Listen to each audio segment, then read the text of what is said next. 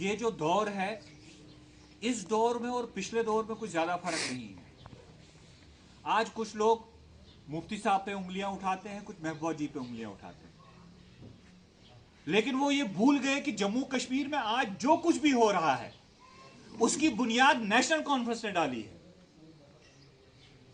चाहे वो 52 में शेख साहब का नेहरू के साथ अकॉर्ड क्यों किया गया, उसके बाद जब शेख साहब त्रोंजा में अरेस्ट हुए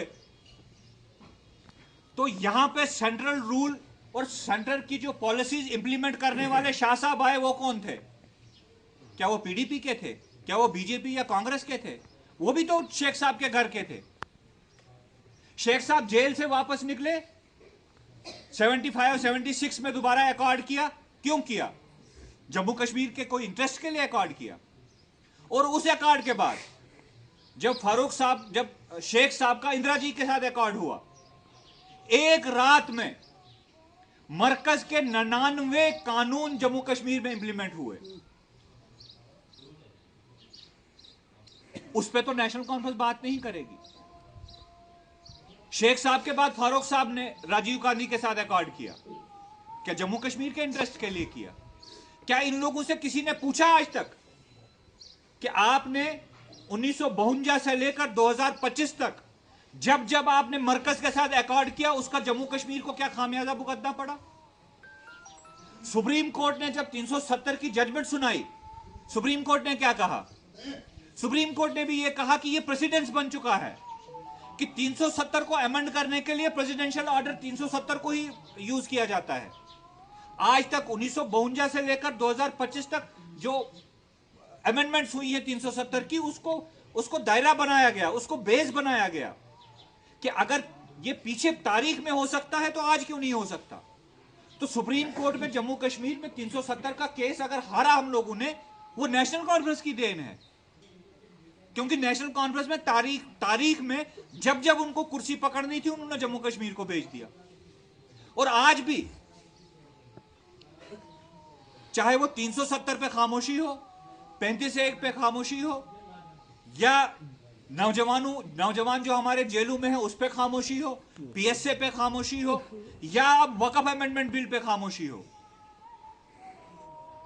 ये सब चीजें नेशनल कॉन्फ्रेंस सिर्फ एक वजह से कर रही है, क्योंकि उनको बस हुकूमत चाहिए और कुर्सियां चाहिए। वो स्टेटहुड की बात करते हैं, वो किस लिए करते हैं कि स्टेटहुड ही जम्मू कश्मीर के लोगों मेरे फायदे तम सिद्ध के। वो इसलिए चाहते हैं क्योंकि उनको लगता है कि हमारी कुर्सी में ताकत नहीं है। आज भी अगर कोई वॉइस ऑफ डिसेंट है, जो नेशनल कॉन्फ्रेंस 50 एमएलए होके भी नेशनल कॉन्फ्रेंस नहीं कर पा रही है, आपके सिर्फ 3 एमएलए होके जो है आपकी जमात कर रही है। आज भी नौजवानों की बात करनी है तो पीडीपी ने करनी है, आज भी अमन की बात करनी है तो पीडीपी ने करनी है, आज भी औकाफ की बात करनी है तो पीडीपी ने करनी है, आज भी डेली वेजरों की बात करनी है तो पीडीपी ने करनी है। नेशनल कॉन्फ्रेंस क्या कर रही है? तुमचे टूलिप गार्डन्स में खैर